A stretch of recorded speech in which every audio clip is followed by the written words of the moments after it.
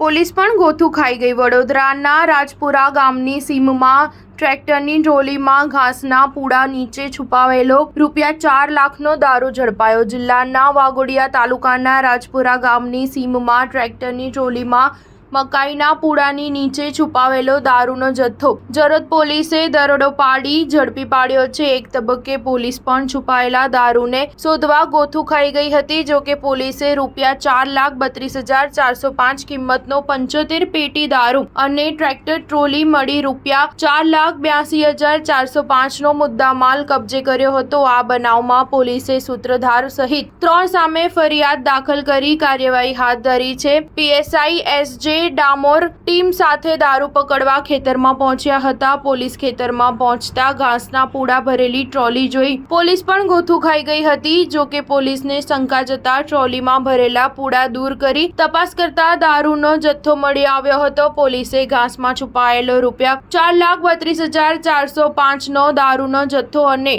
Tractor trolley મળી ₹4,82,405નો મુદ્દામાલ કબજે કરી લીધો હતો। વાઘોડિયા તાલુકાના રાજપુરા ગામના રહેવાસી બુટલેગરનો દારૂ ઝડપાતા ચકચાર મચી ગઈ હતી। બુટલેગર શૈલેષ ચૌહાણ દ્વારા છેલ્લા કેટલાક સમયથી દારૂનો ધંધો કરવામાં આવતો હતો, પરંતુ પોલીસની હાથ લાગતો ન હતો, એટલે પોલીસે મોડી રાત્રે વોચ ગોઠવી બુટલેગર શૈલેષ ચૌહાણનો દારૂનો જથ્થો ઝડપી પાડવામાં સફળતા મેળવી હતી। સ્ટાર ન્યૂઝ 7 હંમેશા સચ્ચાઈની સાથે।